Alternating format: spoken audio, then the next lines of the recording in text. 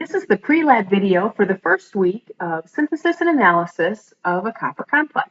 We will be synthesizing a copper complex and then determining its chemical formula from various analyses that we'll be performing on that copper complex that we made.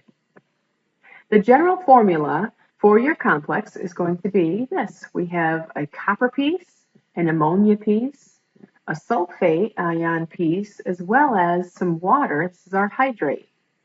You will be determining what these integers are. Okay, so these are the mole-mole ratios of these different pieces. And once we know our mole-mole ratio, then we know the formula of this product.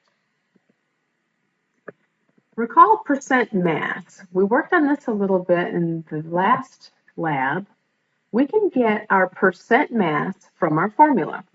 This is our example. We can get our percent iron from our formula just by adding up the masses of how many atoms we have of iron, dividing by the total mass, because recall that percent is the part over the whole times 100, and we can get a percent mass. This week, or this 2 weeks, we will be determining the empirical formula of our complex from percent mass. Now, a formula is just a mole-mole ratio of the elements contained within that formula. So you can get your empirical formula from percents, and this picture just gives you a general idea of how that works. So if you have your percents of each of the constituents in your formula, you can convert them into mass by just assuming that you have 100 grams. So if you assume 100 grams, these percents, this number, turns into the same number of grams. Once you have grams, you can convert those to moles using your grams per mole. We know how to do that. This is the most simplest example if you only have 2 different pieces. And of course, you can divide them and find the mole-mole ratio. From your mole-mole ratio, you know what your formula is, because that's what these subscripts are. So for example, suppose we want to find the empirical formula of this. We have 49% potassium, 20% sulfur, 30% oxygen. Assume you have 100 grams. That means that these percents turn into grams. Once we know grams, we can convert into moles for each of these pieces. So potassium, sulfur, and oxygen. So this is just from the periodic table for potassium, from the periodic table for sulfur, and so on. Now we have moles of each. But we can't write a formula that says K and then subscript 1.264. Our formulas are mole-mole ratios in whole numbers. We have whole atoms. We don't have parts of atoms put together. We have entire atoms of potassium and entire atoms of sulfur and so on. So we need whole numbers for these ratios. And the way that you get those, once you have your moles, is to divide by the smallest one. Our smallest mole was sulfur. So if you divide by the smallest one, you're guaranteed to get at least one whole number. Hopefully, you'll get more than one whole number, as we did in this example. If you ended up with a decimal, you would have to multiply all of these by the same number until you were able to get whole numbers. But for this example, this says that we have a 2 to 1 to 3 ratio of potassium to sulfur to oxygen. So you find your moles of each, divide by the smallest one, and hopefully you are close to whole numbers that you can round. These are, of course, very nice, neat numbers. When you're working in the lab, you won't have nice, neat numbers, but hopefully they'll be close enough for you to round to a whole number. So in this example, our formula is K2SO3. So in week 1, you will be synthesizing your copper complex. You'll be using an ammonia solution, and the fumes are quite noxious.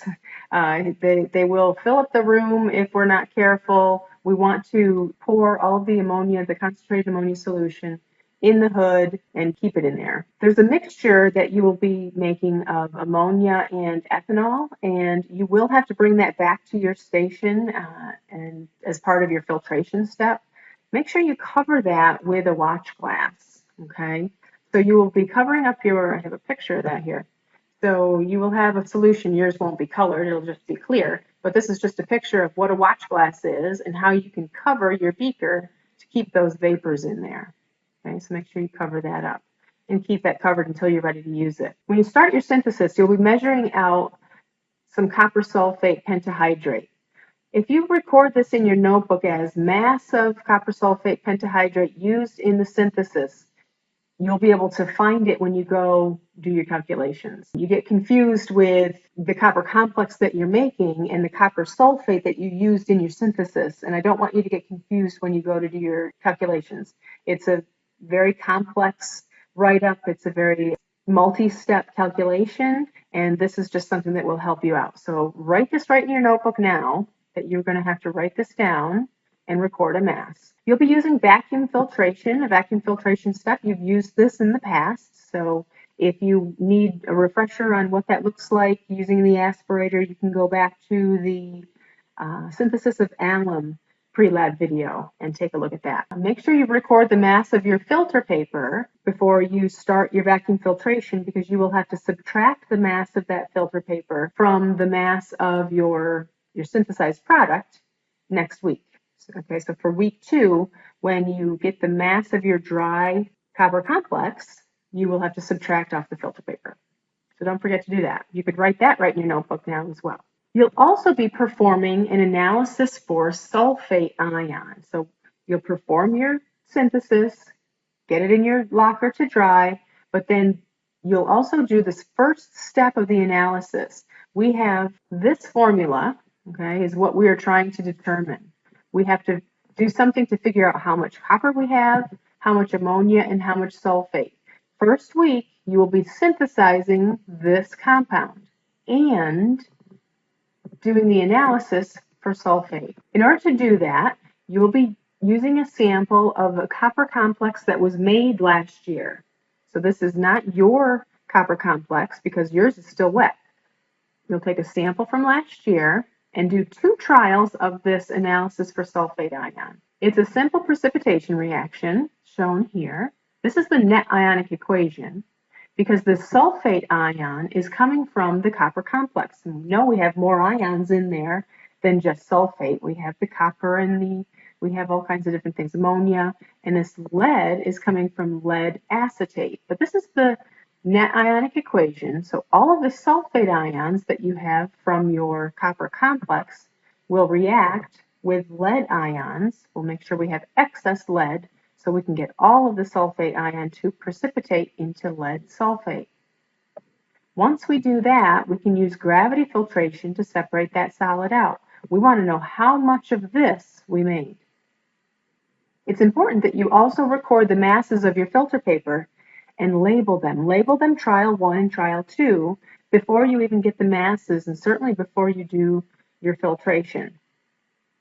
You can do 2 trials concurrently, and once you're finished with your filtration, you want to make sure all of your lead sulfate is out of this flask here. So you might have to wash that out. You can use some water to get it all in here.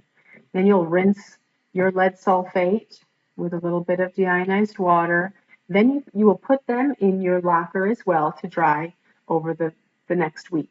When you come in the next week, you'll record the masses of not only your synthesized product, but the masses of your 2 lead sulfate trials. From the masses of those, you can subtract off the filter paper and get the mass of the lead sulfate that was isolated. And you should write that in your book just like that, mass of lead sulfate isolated.